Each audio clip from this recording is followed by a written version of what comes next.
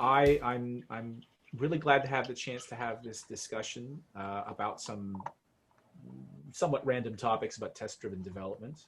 For the people watching, this discussion came about because we four participated on a one or two panel discussions with a larger group. Well, something that was intended to be a panel discussion, but it turns out that having a panel discussion with 10 people makes it less of a discussion and more of just people waiting for a chance to speak and then saying something prepared and then leaving room for everyone else to speak. So I got a chance to meet two of you for the first time and see one of you again. And I thought I'd like to try to create space for slightly longer, more flowing discussions about these topics, in part to give people out there something to listen to or look at, and in part because you know what, I'm an old dude and I know what I know, and some of that knowledge is now 20 years old, and maybe it's a good time for me to hear from some other people. And you were the folks that I wanted to hear from first. So welcome. I'm not going to bother with introductions because that stuff always just wastes time. If you want to share some personal details while you're talking, feel free. And if you don't, feel free.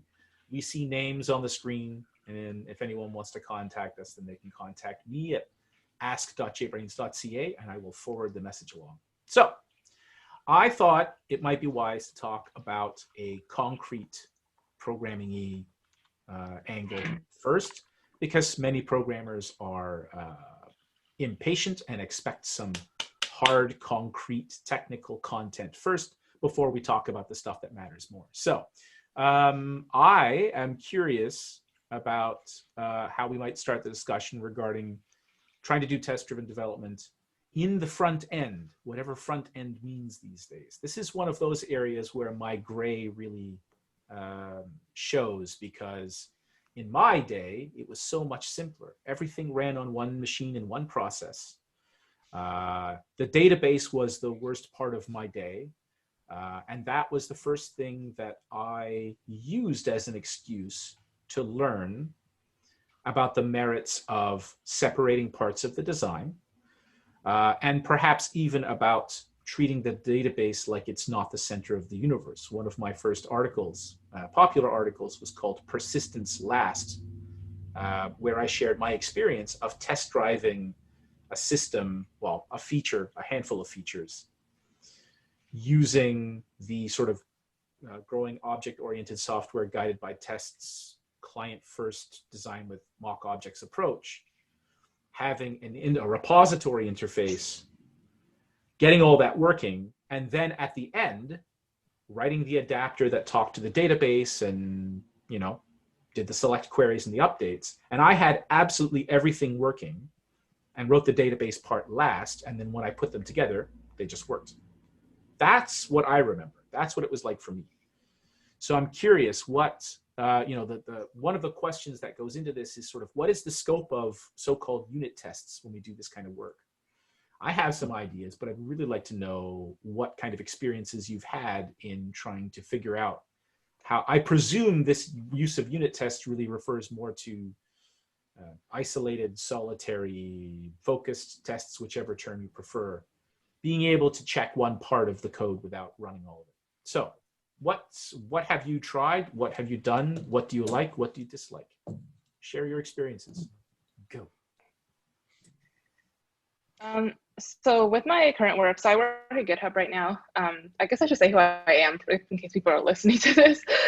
So I'm Denise. I've been a senior engineer at GitHub for just over 6 months now. One thing, so like early in my career when we're building, like full stack web apps, for example, I think the temptation is to reach for an end-to-end testing tool, or maybe like a headless browser testing with like Selenium and headless Chrome and whatever. Those take a really, really long time to run and set up. Like the setup complexity is great enough that it was one of the things, even on teams like very, very well staffed with senior level engineers, it was one of those things that you just hope to set and forget and just like never have to touch the configuration on ever again. Version upgrades were a nightmare. and the headless, like all the respect and love in the world to people who develop headless browsers, because that is not easy. It's probably as hard as developing a real browser. And like that is so far away from like the world that I know. So mad respect to people who are working on those projects, but headless browsers don't keep pace with actual browser development. So if you're looking at, if the reason why you're writing those tests is to provide confidence that your user experience is not degrading, that actually is a quite hard road to go down, just because, Chrome has like probably dozens of engineers pushing out a new release every couple of hours. Like headless browsers are maintained by open source maintainers who work on weekends and evenings for, probably for no compensation. So it's just kind of not really a fair comparison in terms of the tooling. But the other thing about that is like, it's all just like very touchy. Like the other thing is like keeping most, I think modern applications use a ton of JavaScript, and like JavaScript compatibility is always, like the JavaScript landscape just makes me scared. Like I don't even want to imagine what it must be like starting off as a JavaScript developer today, because you can't, it's not just about like, reading the jQuery spec and just going. You have to like understand all these different frameworks and design philosophies and all this stuff that, even 5 years ago, writing JavaScript wasn't like that. So it's wild now. It's just like the Wild West. I'll raise you that 20 years ago, writing JavaScript, the gold standard advice for doing test-driven development with JavaScript was write as little JavaScript as possible so that you don't have to test it, because that's how bad, I mean, even before we had headless browsers, that was really the big thing. It was write one line of JavaScript, back away slowly, and hope that you never have to change it. And that's where we ended up with things like, Google Web Toolkit, where you could write your JavaScript code in Java and test it with JUnit, and then generate the JavaScript and just load it into your applications. When I saw the first headless browser, and then I saw, testing tools that could run JavaScript outside of a graphical browser, I mean, that was a game changer. Yeah. There's just too much, I think you very, very much hit choice paralysis with any kind of new front end endeavor, or even like, perhaps like augmenting existing front ends that, like everyone wants to migrate to React. I don't even know if React is like the thing that people are using these days, to be honest. But what I will say though, using it. I think they are still using it. They are, okay. I think React Native is keeping it keeping it top of mind. That's helping it. At GitHub, one thing I've seen that's been successful is actually to basically pull as much of your business logic into your Vue components. So we're all Ruby on Rails, and like because Ruby on Rails is like designed to be a web framework. It's not that hard to roll your own Vue components and basically, find encapsulated ways to do as much business logic as possible outside of like the actual templating layer. And like the layer above that, like in terms of the actual Vue, I think if you are building today, if you're building at any kind of scale, you should run, not walk towards getting a design system as soon as possible, or just choose one out there. So like, I think trying to test UI and trying to test interactions is just a bad place to be. So if you have a design system that's validated, especially if you use one that already exists, like, I guess like Tailwind is an example of one, but I'm not sure if that gives you JavaScript interactions. We have one called Primer, which I think is open source, that gives you some degree of like JavaScript components as well. I don't know. My view is kind of like to choose something that someone else has thoroughly tested already that probably works. Don't write those like vertical tests yourself.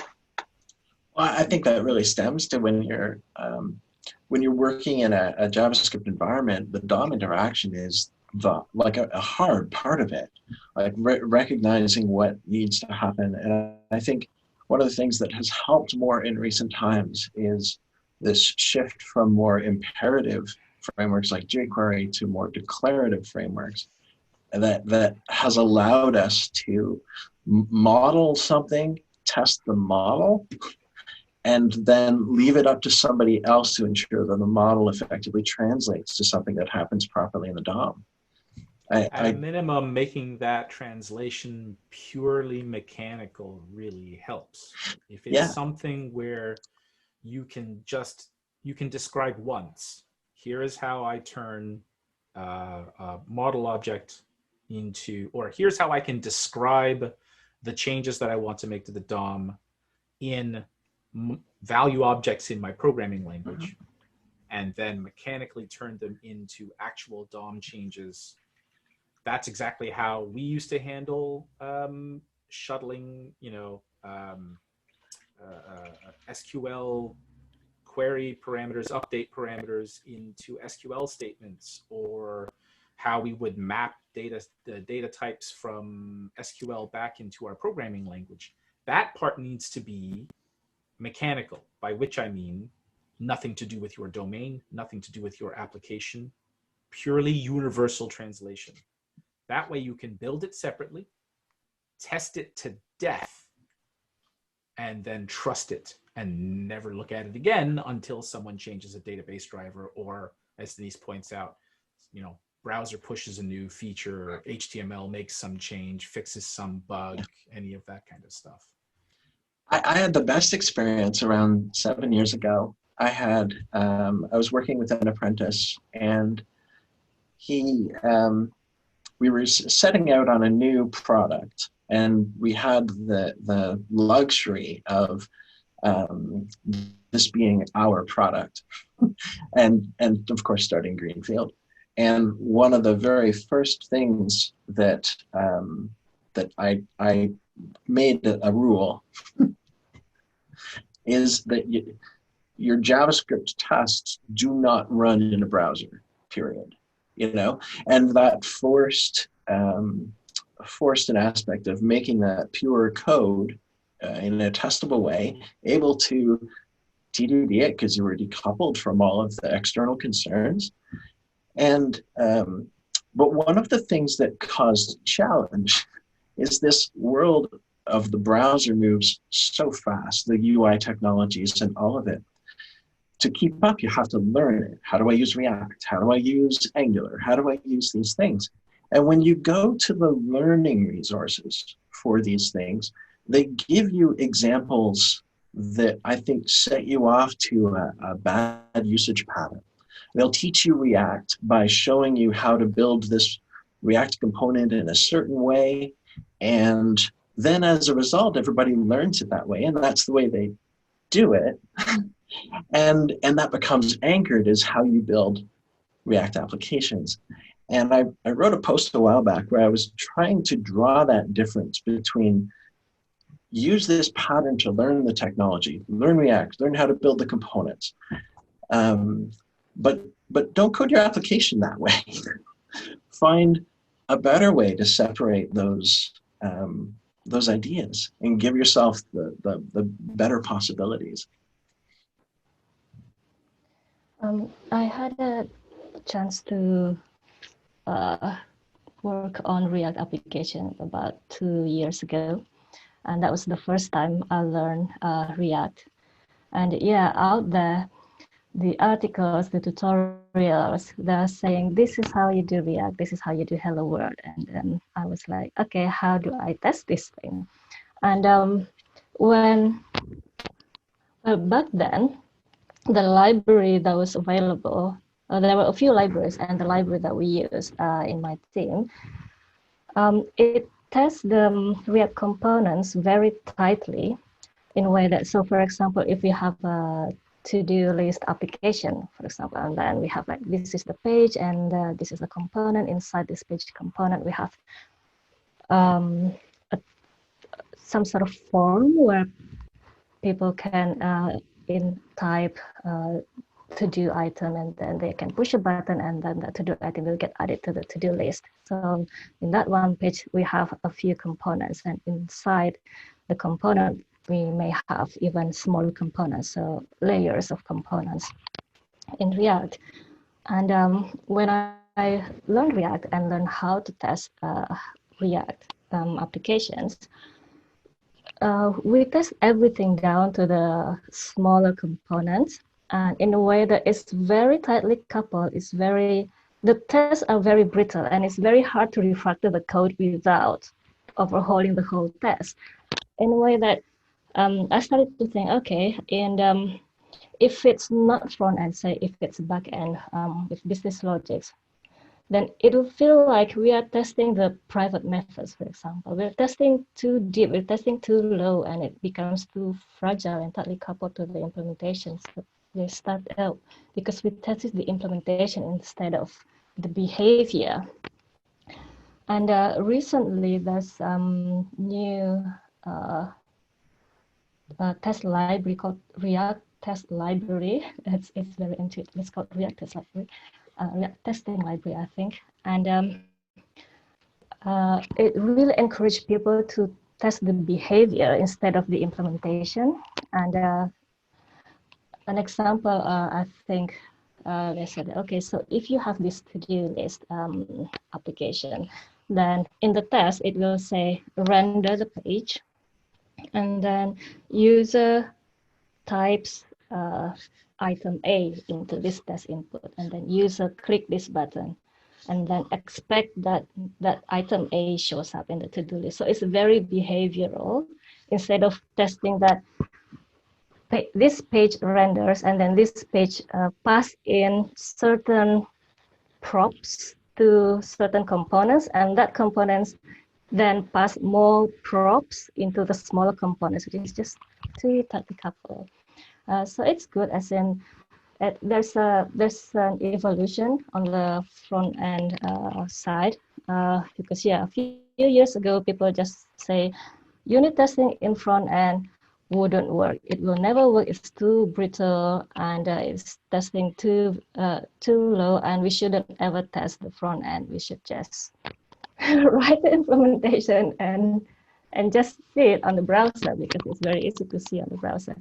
But well, yes, but we also want to be confident with what we're building, and we want to know that they're still doing what they were written to do, even after all the changes and extensions I did to the test. So yeah, that's my experience on the React side. I've never used Angular or Vue, so I don't really know what's the state of testing in those frameworks.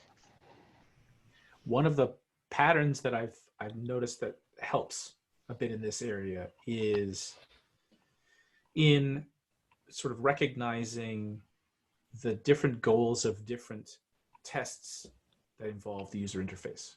So I'm just looking at my notes here. I sort of there's at least 3 fairly common purposes of tests among the tests that touch the UI. So the most common one is I test everything using the UI, right? That's the most common category of user interface related tests, the one that I think we all agree leads to the greatest immediate benefit and the worst long-term pain, where you try to test everything using the user interface, the production graphical user interface as the only way to interact with the system.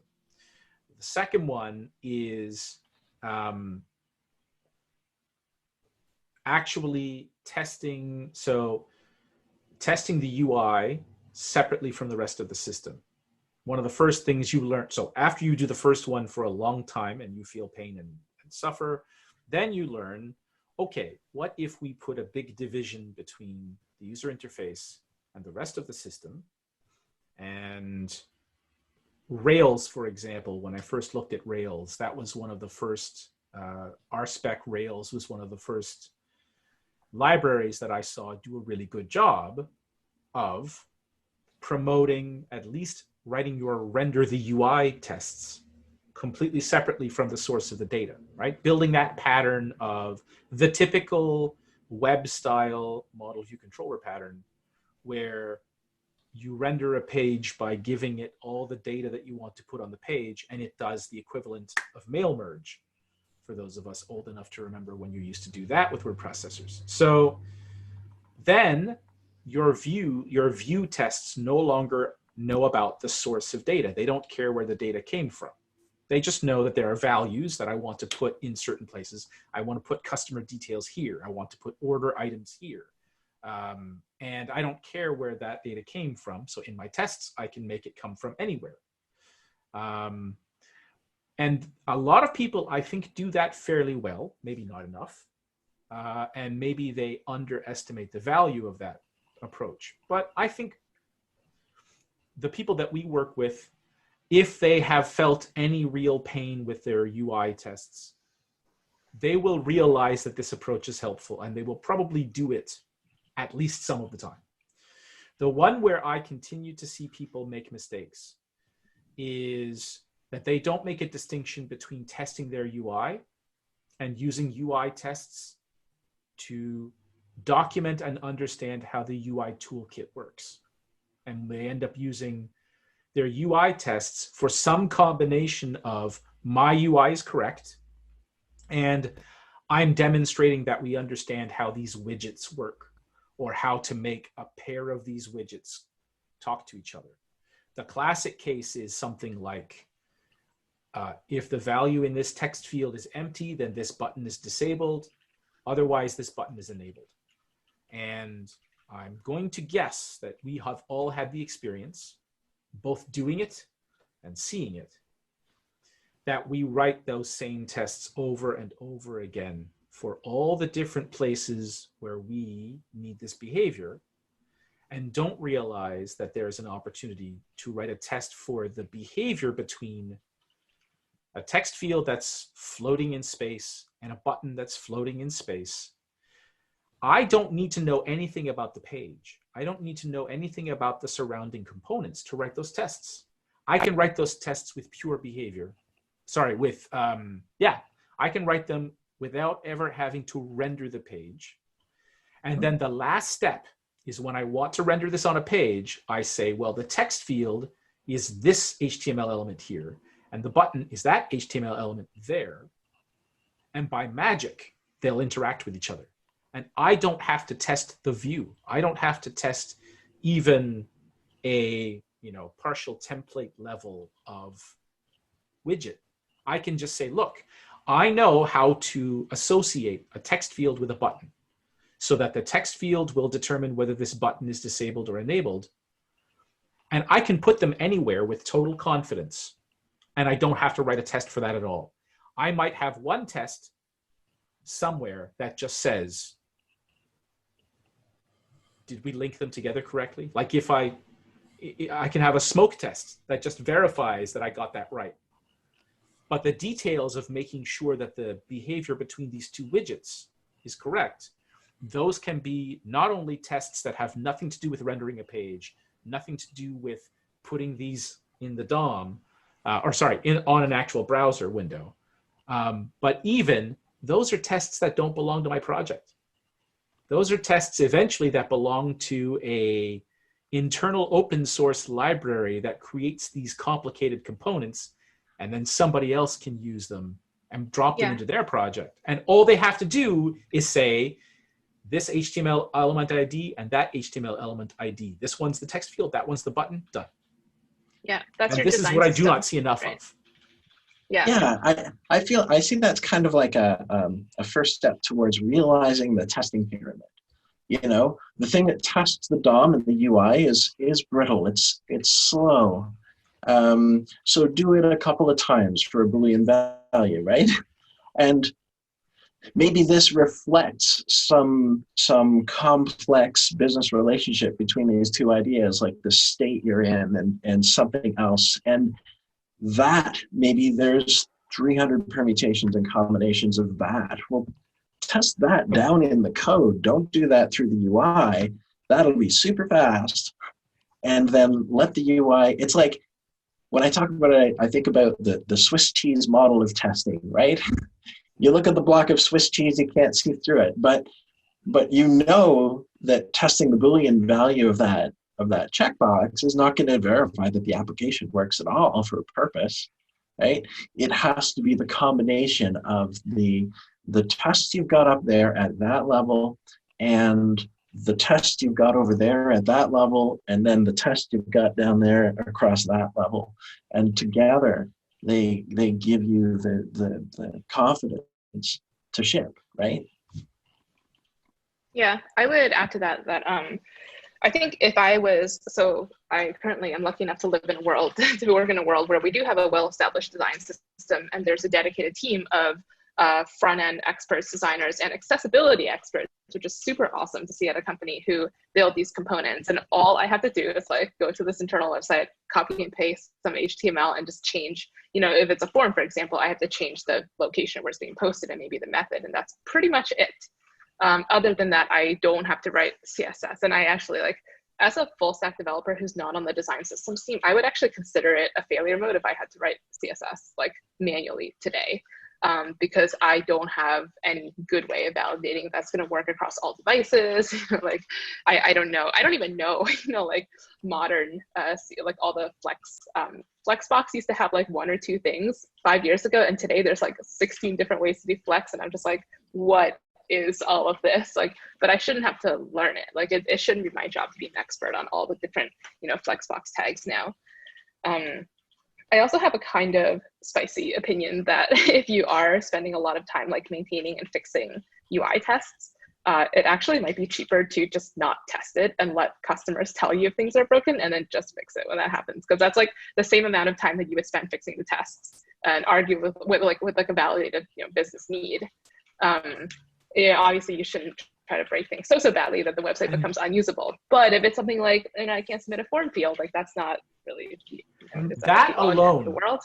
I think so I agree with that opinion, and moreover, I wish more people would use that opinion as a signal that they should extract something, that now is a good time to extract something in the style that I'm describing, that clearly there has got to be a different way for me to write these tests, to more directly check the parts that I care about, to ignore the parts that I'm not worried about right now, like where does this fit on the page? Yeah. Because so that we can get back to HTML doing its job, which is like, does anybody else remember the days when you could write an HTML document and you weren't worried if it was correct? That, you know, some of you might not even be old enough to remember a time when you could write an HTML document and be perfectly confident that it would work the first time you loaded it, because it's just text with decorations. What? When I had the blink tag. Right. Yeah, but I just cared that it blinked, right? I didn't have to worry about the refresh rate.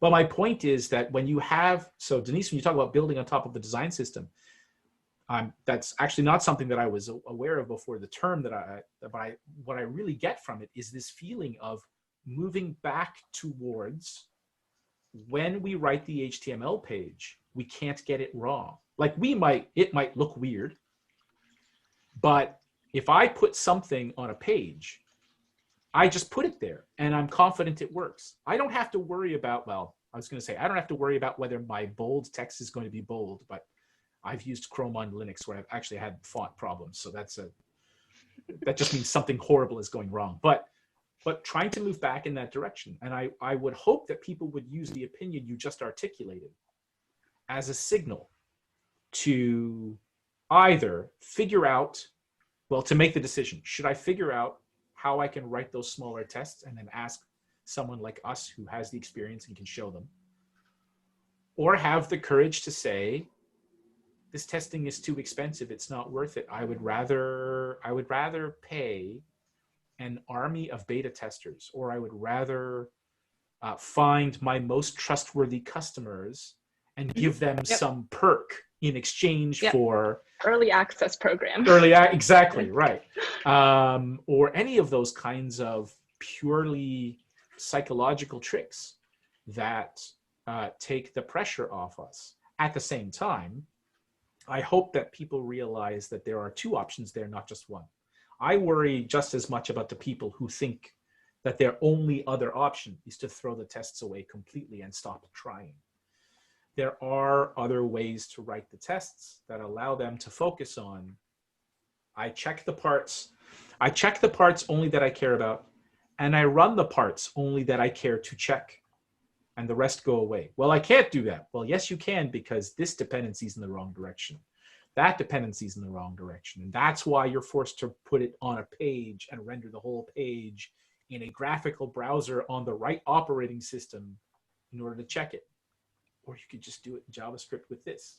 Or you could even just check it in Ruby or Java or C# before it gets there, because really it's going to show up correctly if the values are right. Though that kind of attitude, I think, is part of what's missing in most practice of test-driven development.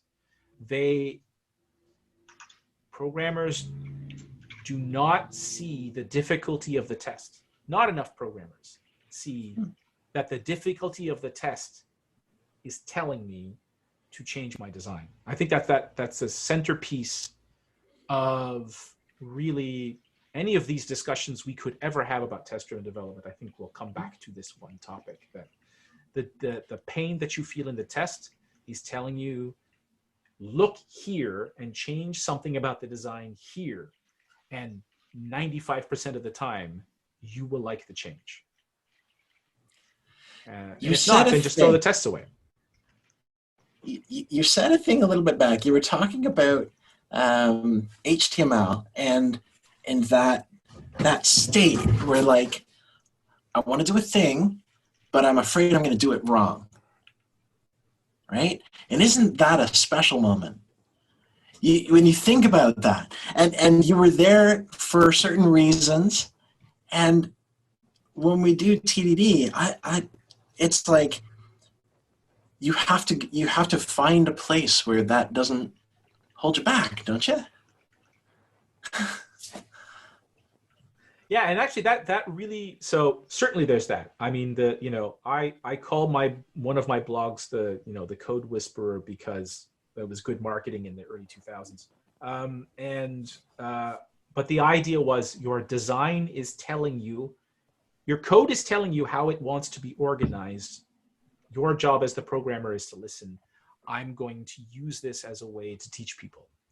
And yeah, it certainly requires a willingness to be wrong about how to design things, and a willingness to use a technique, use a source of information that's not your own mind to test your ideas about how, or to challenge your ideas about how to design the code. The idea that I can write code, even if the code behaves correctly. I can write code and then be very unhappy about how I organized it, and use that as a chance to think more about how to organize it better.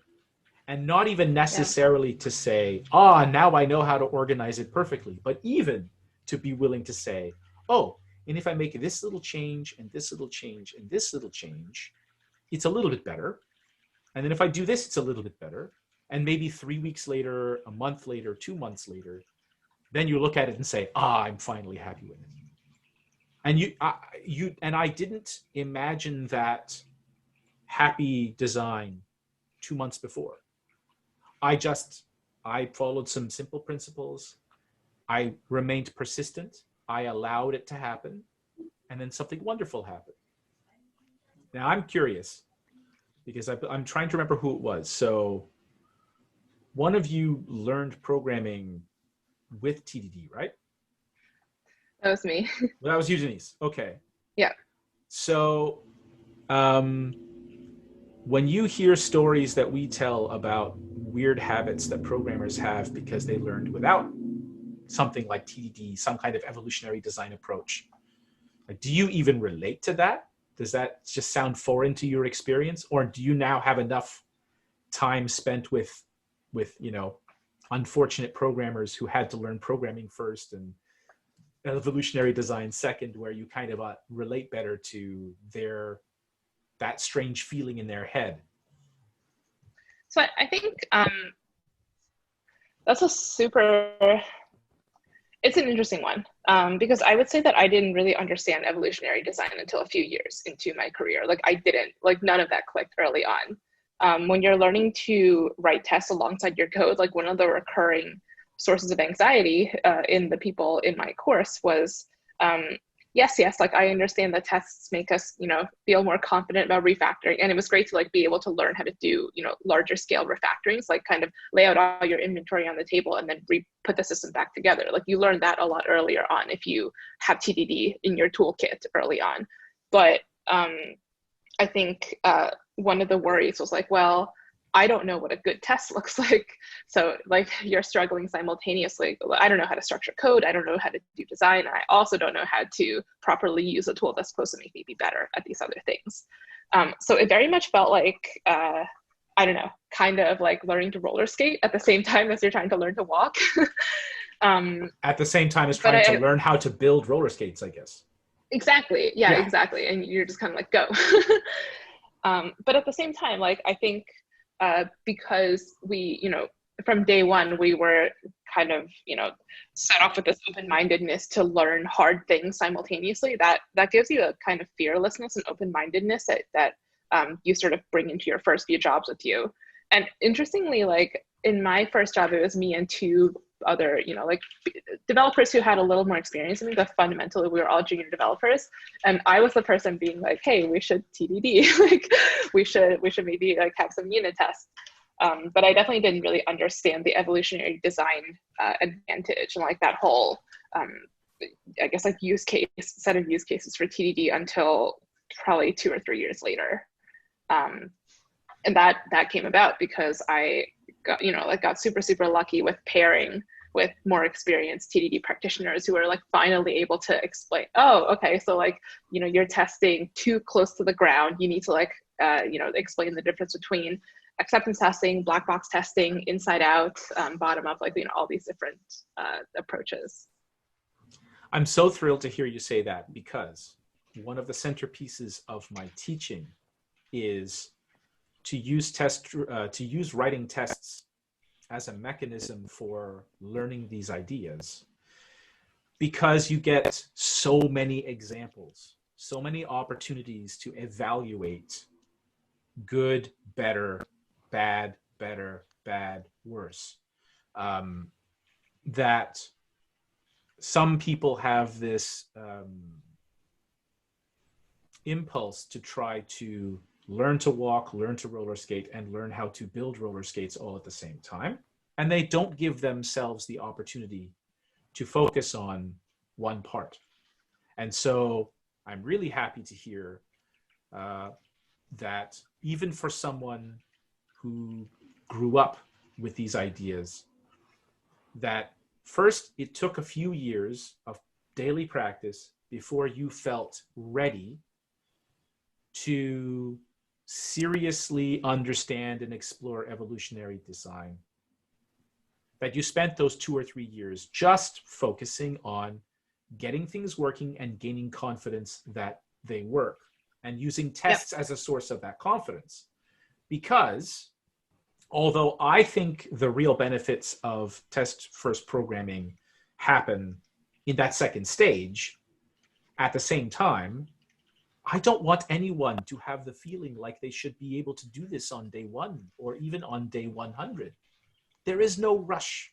It is okay to focus for months or even years on using tests in order to type the code into the computer correctly, in order to check your work, in order to feel confident that you got it right. And then when you feel comfortable starting to evolve, to guide the design to evolve, then you have these tests as this nice safety net. And I think that one worry I have is that some of the people who learn from us have this picture that they should become a wizard much earlier than we are expecting. I'm not expecting anyone to learn that stuff so quickly. It took me 2 or 3 years, and I was learning from the best in the business. I mean, I was learning literally from the people who were popularizing these ideas in the late 90s and early 2000s. And even for me, I could do a little bit of refactoring, but my designs were terrible. And then at some point, the pain from incorrect behavior got low enough that I could start to see that the pain from bad design was really now starting to hurt me. And then I was finally ready to ask my mentors, what am I doing wrong? And they were very happy to tell me all the things that I was doing wrong. It was a wonderful experience. I've had double difficulty making space in an organization for those things to happen simultaneously. Because I will encourage folks that are learning a programming language or learning a framework to approach things with a testing methodology. And experienced developers look at the tests and say, well, get rid of that, we don't want that. You know, so you have a tension that you're almost setting up, and you have to help groups of folks. I try to help them. I'm not always successful, and to help them make space, because managing that cognitive overhead, managing your whip in all the things you're learning is really challenging, especially as folks step into a job, say, where there's a culture where this kind of thing is expected. And because it's expected, you become inundated with having to do all of this. And it's not that anybody's telling you have to do all of this, because I bet if you know, I've seen the situation where it's like, hey, have you talked to your manager about that? Because they probably don't expect you to do all of this at the same time. But it's this sense of pride or fear or other things where it's like, I want to do a good job at my job. And therefore I put all of this on myself to do at once. And so it's looking at organizations, like what do you see around that? You know, how do you see folks in situations like that where they're like justifying tests they wrote, or they might have, you know, you're nodding a lot. Yeah. I heard similar stories with what Denise said. Associate developers or junior developers who learn programming through TDD, like, and come to work in a team, and they start doing TDD, or they start suggesting, let's do it with TDD. And then programmers who have been programming without TDD, and they say, why are we doing TDD? You're going to take a lot of time doing that. Or some people say, okay, yeah, let's do TDD and let's see how fast you can finish it. So it's like, if it's not fast enough, then don't do it. And it's very hard for, either people who learn programming by TDD, as well as programmers who pick up TDD and then who want to continue with TDD, and then come with this pressure to say, no, don't write tests. And especially for those who are close enough to see the code to be able to know that they are actually trying to write tests, because if managers are not close enough to the code, they don't really know that some people write tests, then maybe they're okay, as long as the tasks are finished and then there are not a lot of bugs in the end, then it's a good job. But for people or managers or whoever who can make decision or give pressure to say, write the code this way, if you write it that way, if you try to write some tests, it's going to take a long time, and then we're not going to meet the deadlines and everything. Yes, there's this pressure, and it's very hard for people who want to do TDD, especially in their journey, still learning how to do TDD properly, still learning about evolutionary design, and how we can go through this journey and learn more and learn how to do good design if we keep getting this pressure, right? And it's hard in a way that I'm still learning the program, still learning how to do TDD, and I cannot champion it like someone who is a pro in TDD or programming at the same time. So it's like, yeah.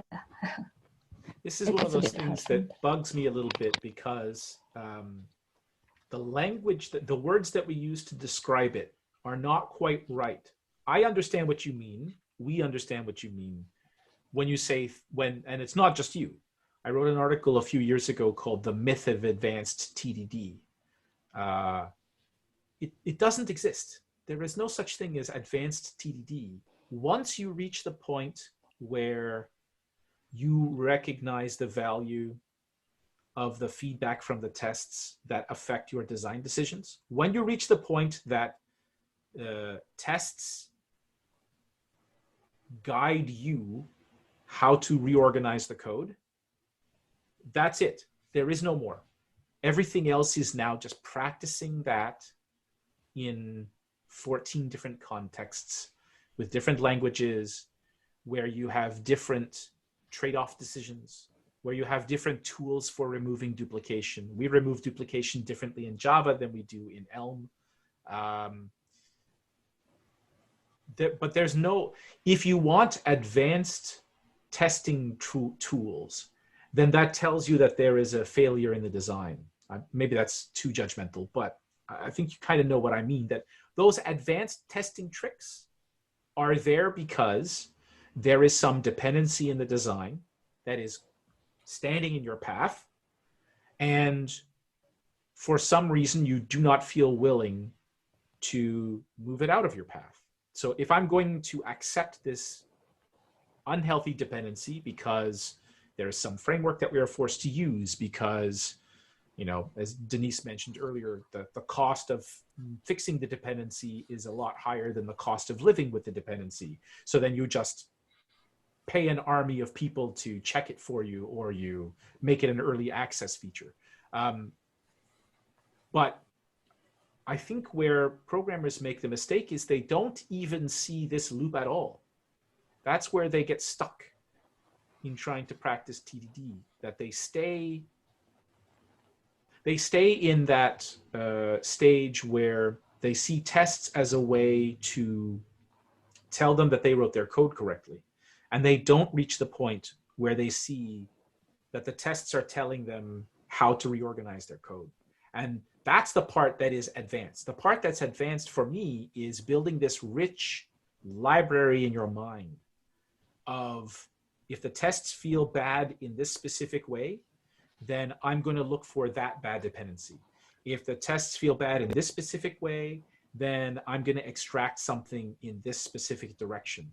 And that's the part that's advanced. It's not advanced in the sense of higher skill, and that I think is the difference between skill and experience. It's like in chess. You can learn the rules of chess in 6 minutes only because there are 2 weird rules. But you need a decade if you're going to be good. If you really want to be a very good chess player, you don't learn new rules. You learn new consequences from those rules. That's experience. And I think that's the part that, in that sense, there is no advanced TDD. There's nothing more to learn about TDD. There's only learning about design and letting TDD be the mechanism for practicing what you learn about design. I think about when I don't have tasks, or when I have to, okay, I'm going to use a really weird analogy. You know, these days I don't do it very often, but I'm going out to have a nice dinner, you know, and I can look at myself and I think I'm ready to go, but instead I look in the mirror. And I'm not looking at myself, I'm looking in the mirror. But I think about tests in that way. You know, you can look at your code and get locked into that perspective. And the tests are an opportunity to take a different perspective and look at it from a different standpoint. I think that's a thing that, if you think about tests as feedback, then it kind of makes sense, doesn't it? Yeah, so I used to do more rock climbing when I lived in London. I had a crew of friends who all worked in tech, and we would go rock climbing every week. And one of the things about rock climbing that kind of like clicked TDD weirdly in my mind for me was, so like there's a lot of different ways that you can like do top rope climbing. You can boulder, which is like no ropes at all. When you're top roping, there's a rope attached to the top of the ceiling, and you have your buddy like belaying for you. But there's a third type, which is lead climbing. And you still have someone on the ground holding a rope, but you are clipping your rope into carabiners as you go up and up the wall. The idea being you're 30 feet off the wall, off the floor at some point. If you were to slip and fall, you only fall 1 foot, or to where the last place that you clipped in the carabiner. And I think of TDD as really similar to that principle. Like once you clip your carabiner in, you can go left, you can go right, you can go up, you can go any which direction you want. You have the safety that your friend on the ground is holding you, so that maybe that's like your test framework. And the last test you wrote is the last carabiner you clipped yourself into. So it's kind of like for me, like a lot of it actually is about the psychological safety to make mistakes and to make radical hypotheses in my development phase. That's a skill to like figuring out how you give yourself room to make those hypotheses and explore is definitely part of the, the long-term expertise that JB talks about, that, you sort of develop an eye for that over as you use TDD more and more. So TDD for me, like that's sort of like the psychological safety bit of TDD. So that's one of the big reasons why I personally like using it a lot. But I think I don't know, I feel like I've been in a position once or twice where I've had to make the business case for why TDD is useful. And I can sit there and make those arguments, but I've also found that like, if I'm working on some code and there's no tests for this model, if I just write tests for it and just like include it as part of the PR, I've never ever gotten negative feedback about that. Like I've never had to ask permission for adding tests to code that someone else had previously written. Because if I'm, charged with adding a new, piece of functionality or whatever, and I do this all the time, I just put the tests there. Like I don't ask for permission in the same way that I would go a lot faster if I used the Hungarian notation for all my variable names, because it's less letters to type, but tomorrow it's not going to make sense to anyone. And like, good luck to the next person who has to modify that code.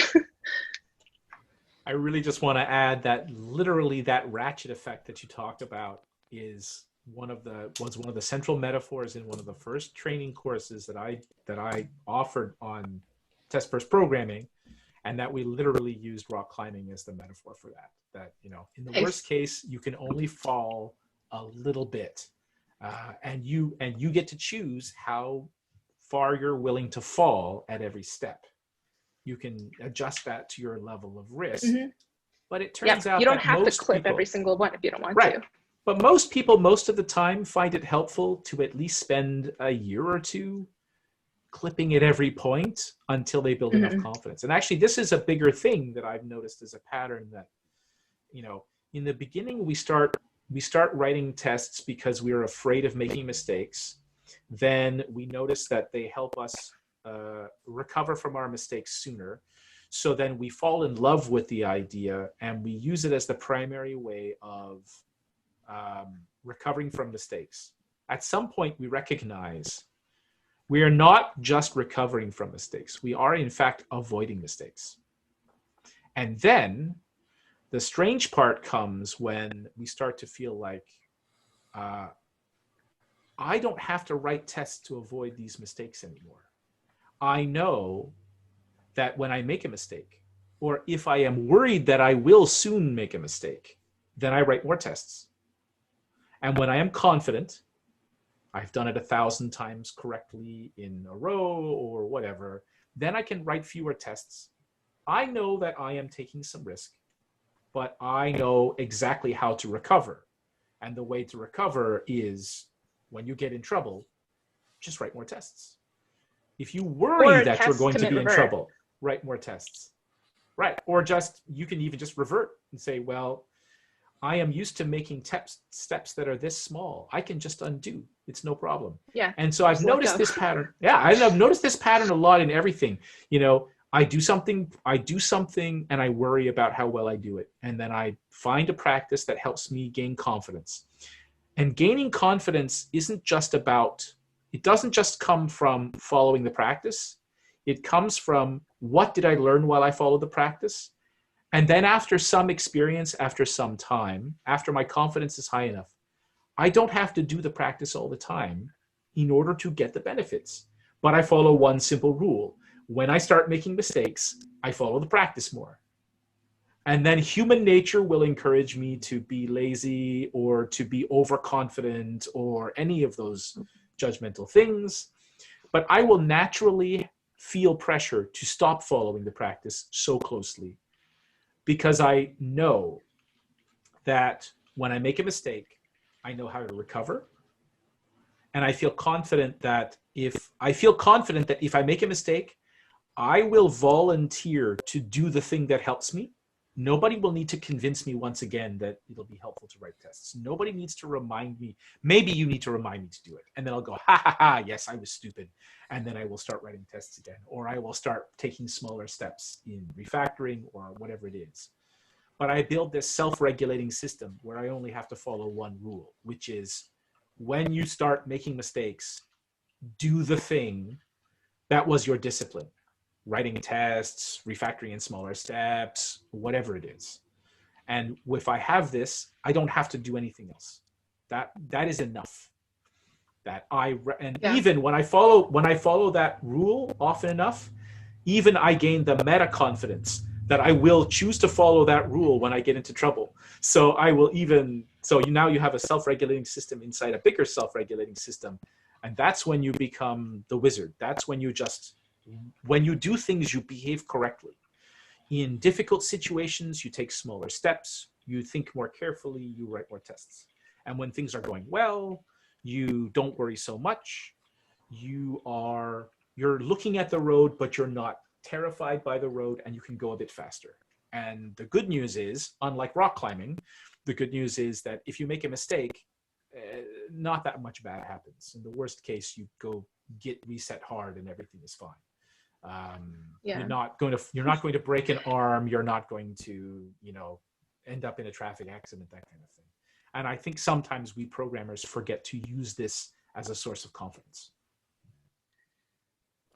Sandy Metz from the Ruby community has a fantastic video that I probably watch once a year called All the Little Things, where she refactors the, what's it called? Like the kata. I forgot the name of it. Oh Gilded my gosh, Rose. now I'm blinking. Gilded Rose. Rose. She refactors the Gilded Rose like in front of a conference, like a whole conference audience. And I always go back to that because it's very, very methodical. Like getting from the first view of all the code to the end result seems like magic.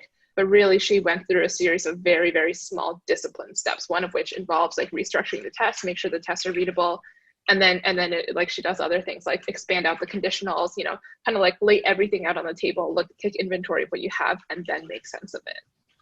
So I always like try to, it's harder said than done to just like apply those principles to, real world and day to day. But I think there's so much value in like remembering the fundamentals and just like reminding yourself over and over again that it's not magic. You don't need to be, a super genius to do this. It really is just about discipline. The magic happens when you reach a stage, well, maybe not only, but when you reach a stage of confidence from your discipline that I will do what will be needed or will be appropriate at the moment when it becomes appropriate. And that's another reason why I feel so happy hearing you, Denise, saying that you spent a couple of years not worrying about that, but just focus on doing this well, on writing tests, remembering to write tests, remembering to write enough tests, and then start asking questions like, well, how do I know these tests are good enough? How do I know that I'm doing this well? What should I be looking at? And,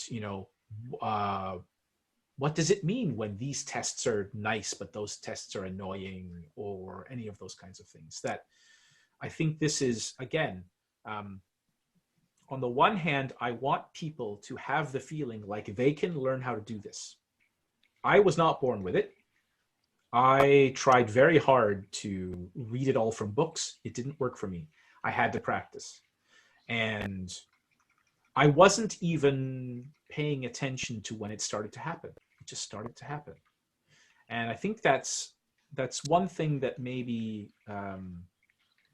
one part of the message that we give to the world that makes me a bit nervous is that we forget to tell people how persistent we needed to be, how long we needed to practice in order to reach that point. At the same time, I know my habits before were so bad that even when I was just stumbling in the dark trying to write tests, already I was getting benefits because I was just so terrible before. I could write 5 lines of code and make 4 mistakes. I know nobody else is that bad, but that's how bad I was. And so that those 2 messages at the same time are important. Just start now, try using the techniques, and they will give you some benefits. It'll feel slow for a while, for sure, but that's because you're learning the techniques. But that the real magic starts to happen when you gain so much confidence that I can point you to any bit of code. You don't know it, you don't need to know it, you just have some guiding principles. You start, and you discover where the road needs to be as you are walking. And I think that's, there's a very strange mixture of confidence and humility, which is why I like when Alex Harms talks about confident humility, putting those 2 things together, that on the one hand, I know that I know the guidelines and principles help me find a good road. But at the same time, as I start walking, I am happy to switch to a different road if somebody else has a better idea, or if I discover something that contradicts my earlier thoughts. And I think that putting those 2 things together really makes a big difference. And I read about ego-less programming before I started to read about test-driven development. But I think maybe test-driven development also helped me develop a sense of really what this ego-less way of working means. Because it's so, when you make a mistake practicing test-driven development, you see the mistake. This big red flashing light goes, you idiot, you idiot, you idiot. And then you say, oh, okay, oops, undo, let me try again. Or my favorite, right? Where you know it works this time, you run the test and it fails.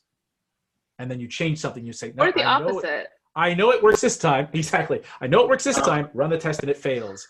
And then the tests are forcing you to say, nope, you do not know what's happening now. You are too stupid to code right now. Go away for 10 minutes, make coffee, come back, try again. Isn't that a wonderful moment, though, when you write a test and it accidentally passes? And then you sit there for a minute. I did it. And it's like, what just happened here? It's not a very nice thing to say in some circles, and I apologize for this, but the thought that comes to my mind is I'm having a stroke. Like my mental model is so wrong. My only explanation is that I have a neurological problem right now, because nothing else explains why the test is not doing what it's supposed to do, or the code is not doing what it's supposed to do. And you get up, I'm too stupid to code, let me walk away and come back. But that's that constant validation between the model in your head and what the compiler has done. You know? I feel like I kind of want to get in front of like an extrapolation that I think a lot of people might make after listening to this part of the conversation, which is TDD sounds like this hard, long road. It sounds like this thing I have to invest in, and I'm going to have a lot of imposter syndrome for the 2 or 3 years before things click for me. And because I don't want people to listen to this and come away with the impression that TDD is super hard to learn. Maybe I shouldn't bother. Maybe I'm not good enough to do it. Maybe this isn't for me. Because I don't think that's the case. There is a fine line here. Like, I think we can acknowledge that something is a skill that if you want to get good at it, you have to invest in it, right? Just like if you decide you want to switch from being a Ruby on Rails programmer to being like a Spring developer, like there is a period of time and effort that you have to invest in to learn the new rules of the new world. So I don't know, like maybe we can talk a little bit more about that piece of it, because I don't want people to be put off by TDD after listening. And I'm sorry to keep jumping in, but chess is a good analogy here for the people who understand it, because again, it's not that TDD is the thing that's hard to learn. TDD is the easy part. The hard part is how to design systems well in a way that allows you to continuously guide its evolution without having to take large parts and throw them away and write them again. That's the hard part. That's the part, the reason why we make all the money is because we know how to do that better than other people do. And that allows the business to have options. That's the part that takes decades of experience to really, truly know deeply well. TDD is just, I see TDD as merely one way to get there. But I see that rather than seeing this as, therefore TDD is hard and I shouldn't learn it, I really hope people out there take this seriously. It means TDD is rich and you'll never run out of things to learn from it. Now, TDD itself is not the hard part, but what you see when you practice TDD, the fact that you see dozens of new tests passing every day, or some days it's only 2, or that you see these rich patterns. It's like saying, it's more like, mathematics isn't hard, it's rich. TDD isn't hard, it's rich. Chess isn't hard, it's rich. You will never run out of things to learn. You will never run out of things to be better at. Using TDD as a mechanism for learning those things gradually, safely, steadily, some would even say comfortably. That to me is the reason that, and therefore, please come in. The water is good. And no matter what you do, as long as you keep practicing TDD, it only gets better with age. I have a lot of empathy for folks that, though, jump in to try to learn a thing, like learning a program, learning the basics of it. And Denise, I wonder a lot what your experience was like stepping into programming through that, because I see folks that, I want to do a thing with React, Well, if you want to take a test first approach to that, or TDD that, but you also want to get some success, to see a thing on the screen that you have in your mind. I want to make a button do a thing. There's so much road for you to travel to get there. So I'm curious about your experience. How did you traverse that road and feel accomplishing, I think I just had outsized confidence at the start. Like I had probably too much confidence for a beginner, but I also spent a lot of time around the London software crafting community very, very early on in my career. Like I was going to meetups from basically week 2 or 3 of being, at boot camp. And through that, I kind of, like my early impressions and exposures to the community were like, oh, to hear these people with super strong opinions, like so I used to be a high school and college debater. So I'm like actually very comfortable being in settings where people are debating with each other and like engaging with the nuances of different, and like, listening to people argue about JavaScript frameworks. I was like, oh, like I know what this is. Like this is a familiar setting for me. But I also acknowledge that that's not comfortable for everyone. And for, a different breed of beginner who didn't spend 8 years doing debating specifically, seeing, like I'll just say, what it was like white men, like getting up in front of conference, meetup audiences, or taking center stage in, like those hallway track circles, and just kind of like hashing it out with each other. And that can also be very, that can be intimidating, and it can make this pool of knowledge feel inaccessible. Because, I think a lot of people can see that and be like, wow, I'm never going to be able to like stand and debate with this person about, my opinions on this thing, because he knows so much and he's just going to like shoot down every point that I make, the same way that I currently see him shooting down every other point that this person is making. Well, I couldn't imagine having the energy to bother debating this. I'll let him feel as right as he wants, and I'm going to walk away and talk to people who also like to hear other people talk. Yeah, exactly. Guilty. I'll admit it. I think another thing that was really helpful for me early on was actually like pushing myself to start mentoring earlier than I was comfortable doing, because as soon as you start teaching someone else who has, like, no matter where you are in your journey, with TDD, with programming, with anything else, there are people out there who want to learn what you know and who know less than you and can benefit from a conversation or like a pairing session with you. So like discovering that value that, you know, I had to give back to the community very, very early on, I think was like a really great way for me to cement this, you know, knowledge that I have something to contribute and there's something that I know that I can teach other people. That was a really, really, I think, like big part of my learning. And like, that was a big part of why I think I was able to stick with programming and with TDD and with like all these other extreme programming with a lot of these other practices as long as I have. I need to plug a little bit now. So I had a similar experience early in my career where I got to spend a lot of time discussing, sometimes arguing, sometimes debating with people, but in text, where perhaps it was a bit safer and a bit, you know, we could have an opportunity to let the heat die down a little bit when we were smart enough to remember to do that. And there were periods of time where I spent 4 hours a day because I had it to spend writing, answering questions, asking questions. It was simultaneously a place for me to talk to my mentors, and also where I could start to become a mentor, just like you, probably before I was any half good at it. And that tradition continues. Last year, when Yahoo decided to get rid of the user interface on top of Yahoo Groups and make it email only, we took 2 of the old Yahoo Groups and rescued them. One of them was the Extreme Programming Group and the other is the Test-Driven Development Group. So for those of you out there who have enough unjustified confidence to keep going and want to capitalize on your excellent decision to have unjustified confidence, everyone needs some, go to groups.io and look for the Extreme Programming Group and look for the Test-Driven Development Group. Just put the words together, Extreme Programming, Test-Driven Development.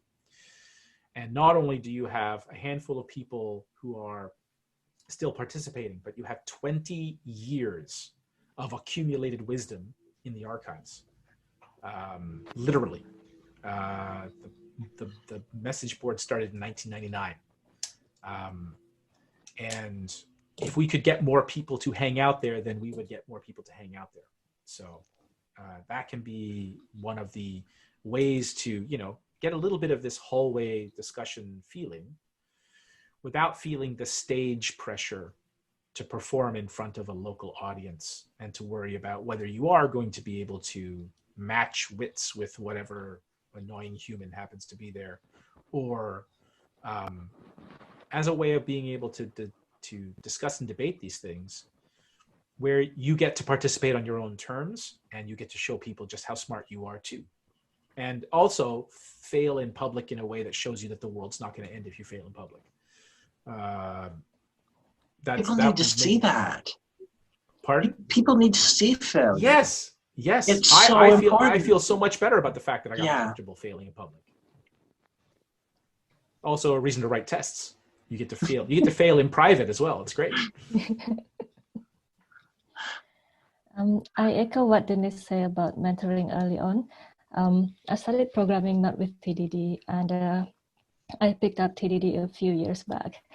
And when I started picking up TDD, I thought, oh, okay, it means I write a lot of tests at first, and then I start writing my implementation code. So I didn't do it to the feedback group tight enough. I didn't do the red-green refactor pattern to start with. And then, yeah. And I taught people that this is how you do TDD. And yeah, that was my sort of first failure, although it's not a big failure because in a way there was some tests written. So that's pretty good too, rather than not having any tests. And then came into the world of pair programming. It was very helpful because I pair program with people who already did TDD for longer, and they taught me about all of their experiences and how tight the feedback loop should be. And at the same time, during the pair programming, there were other people who were quite new to programming, and I mentor them to learn programming while doing TDD as well. So it's still in the same team setup, but we do pair programming and we keep switching pairs. So it's helpful in a way that I was being mentored at the same time I was mentoring other people by doing the switching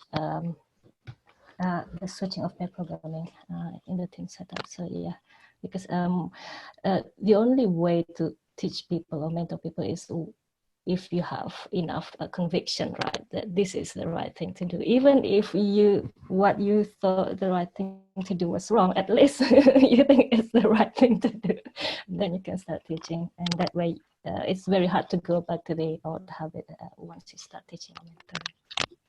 Yeah, definitely like massive +1 to that. And I also think that like mentoring, when the delta between where you are and where your mentee is quite small, like that's actually one of the best places to be a mentor, because mentees ask really, really thought-provoking questions. Like a lot of the times they won't even intend to be asking, such deep questions, but then you're like, like one time I was teaching someone web development, and I was kind of like, okay, like make a variable, okay, set it to that. And she was like, what's a variable? And I was like,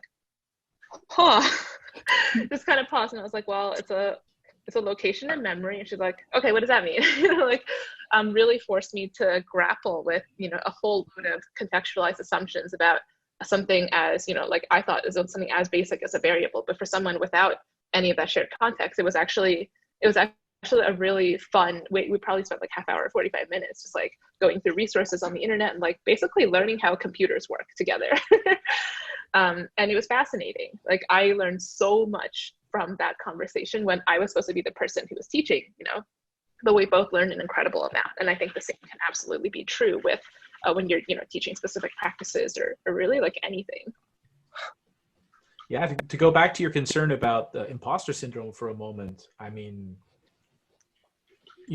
for a question like that, so that I can think of two basic answers to the question, what is a variable, right? That the real high-end expert will say, I'm mistaken, you should never use them. Why are you varying state in your program? Haven't you read structured interpretation of computer programs? What's wrong with you?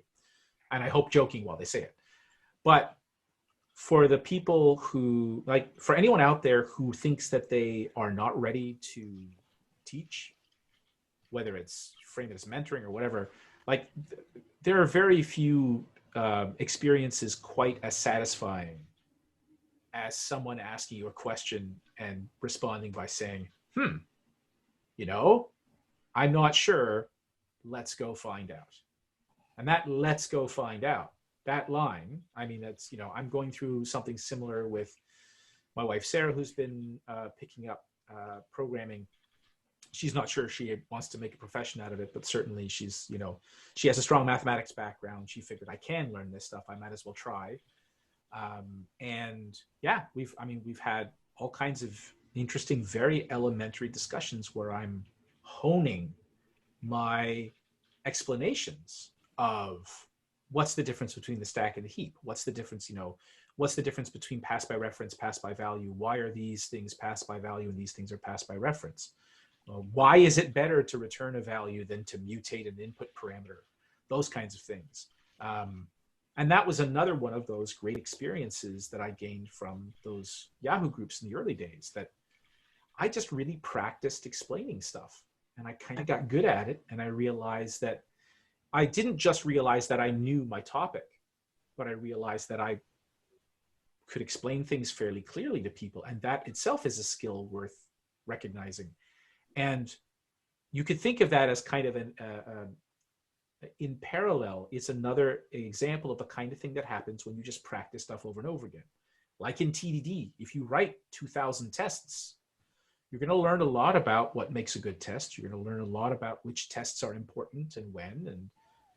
And you don't really get that from a book. You get that from writing 2,000 tests. And you don't notice how good you are at explaining things until you explain lots of things and explain the same thing lots of times and just keep at it. Whatever it is that you have the energy to do, whichever part of any of this practice that you have the energy to do, just try doing more of it. And if you like it, keep going, and you'd be amazed at where you end up. You wouldn't even, I was not prepared for how well I would understand design when I first started writing tests. All that mattered to me was I make too many mistakes and tests help me see my mistakes sooner. That's it. That's all I knew. Yeah. I started with that idea in mind. I was not prepared for how radically I was going to change my mental model of designing software within 3 years. And it doesn't have to be like that for everybody. If you know that you feel a bit of pain and writing tests is going to help you with that, then just start, and you will be amazed where you end up if you stay with it long enough. And if you have people like us in your life who can help you when things feel weird and you don't know what to do, and ask one of us. That's part of what we're here for. Go to these groups. A mentor doesn't have to be a one-on-one formal relationship. I have hundreds of mentors who don't even know how much of a mentor they were for me. I like that, because I think of pair programming, and I think of it almost like, so I'll call it like symmetrical or asymmetrical, where, symmetrical is a little bit more like you're at a similar experience level to your pair, and asymmetrical might be where there's more of a gap in experience. But, it's funny because symmetrical never happens. There's always a thing that you know a little bit more about than the other person. And when you bounce that exchange back and forth, and you learn little things off each other in that rapid succession during a pairing session, it's extremely cool. Because I think I do see a lot where the further apart in experience folks are, requires you have a clear mentor-mentee kind of relationship, and that forces, I think, a different dynamic on how the session goes and how you relate to each other and how you deliver and receive the information. And sometimes that really limits things. In addition to the difficulty in explaining something in a way that a beginner can receive it and understand it, you have the challenge of just that chasm. So I love the notion of how do we draw folks in and take this energy that say I have around this topic and transfer a little bit of it to this other person. Because sometimes I'll direct that towards symmetrical opportunities where I'll work within the more senior tier, the folks within the organization to, I don't want to call it a tier, that's terrible, but to build that energy up so that they go and they kind of continue to bring that to other folks that they work with in the organization, and kind of build out that cultural excitement. I don't know, that's kind of a weird way to put it. But sometimes folks do you ever get that thing where there's an organization and it's like, come in and teach us the TDD, and because we're gonna do the TDD because Gartner says we should. And it's so hard because of all it's going to take for them to make that culture in the organization. And it's sometimes we think about the learning as this thing where somebody will take a course and they'll come out and it's like, I know Kung Fu, it's like, that doesn't happen.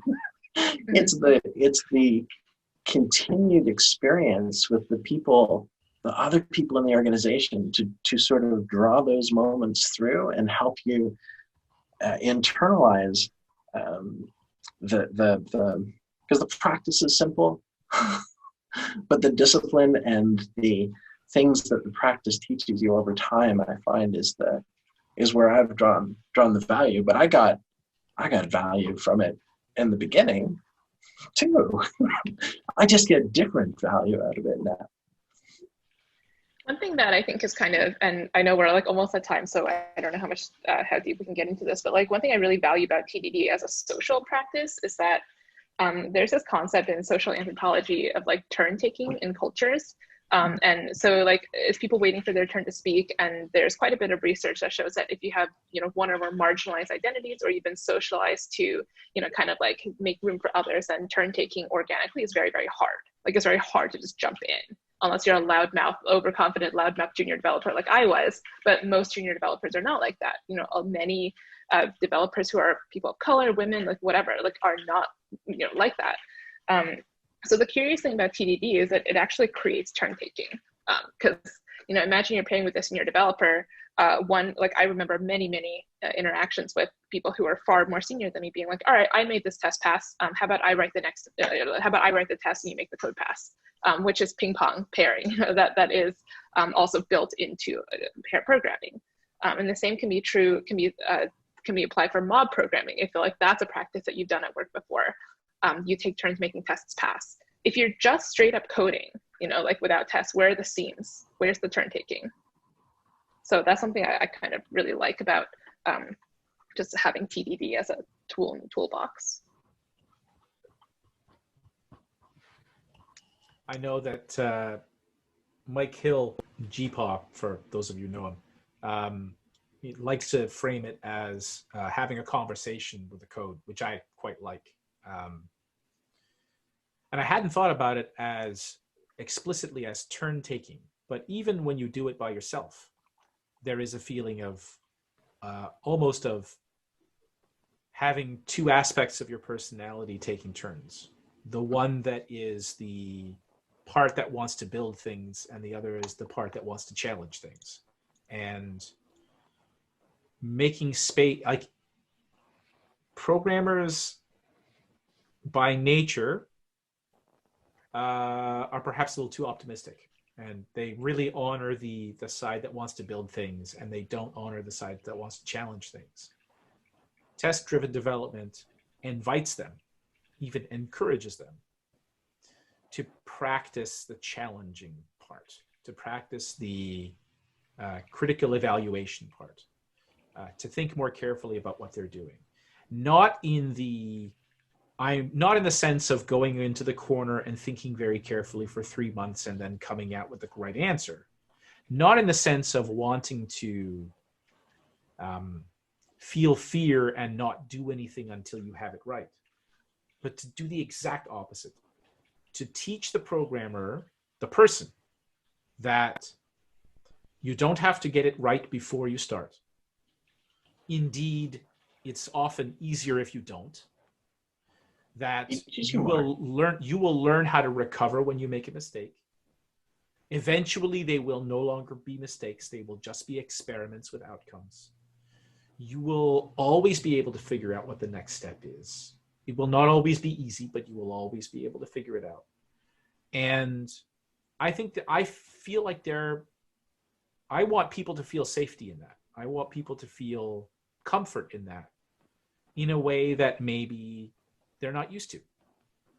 And I never made the connection with turn taking before, but it seems obvious now that you say it, that it is another one of those ways to create an engine for constant practice and evaluation, practice and reflection, even if you're doing it with yourself, with different sides of your personality. So if we spent 20 minutes giving people the impression that TDD is a master technique, and if you're not awesome at it, you shouldn't bother starting, I really hope that we did a good job of rectifying that. Because it's one of those things, I don't know how you experience it. When I teach something for a long period of time, I forget what I'm assuming. I guess that goes back to Denise's example about what is a variable? Well, it's a variable. Why are you even asking? And I forget the deep assumptions that I made because I settled that question for myself 12 years before, 15 years before, 20 years before, and I didn't think about it again. I didn't need to. and that you can benefit from this technique in the first 2 weeks, and that you can still be learning from it after 20 years. That seems to me like a reason to start, not a reason to be worried about starting. One of those things that sometimes sounds scary, but we intend, I think, to be liberating. That you don't have to worry about starting. You don't know what you're going to learn. You don't know how much of it you're going to learn. You don't know how soon you are going to learn it. But I promise you, you will learn a lot. And as long as you are up for that, as long as that's something that you want, then you're going to have a great time. If you are done learning, do not start practicing test-driven development. It will destroy your illusions about how well you know everything. But if you are prepared to be challenged about what you know, to even learn how to challenge yourself effectively, then it's just start by writing a test. Start by writing a test, and when it feels weird, ask one of us. We're not that hard to find. When it feels weird, that's awesome. Keep going. That's the weird feeling means it's working. Yeah. All right. We could go on, and we might go on at some later date, but I don't think we should go on now. So thanks very much for your willingness to participate in this. And I'm glad we got a chance to let that conversation go where it goes. And I hope that in some configuration we'll get to do it again. Does anyone want to add anything before we stop? It's over? We're good. I learned a lot from everyone. Thank you. Thank you, everyone. All right, marvelous. Thanks very much. And let's see here. Where's the magic button? There it is. Bye, folks.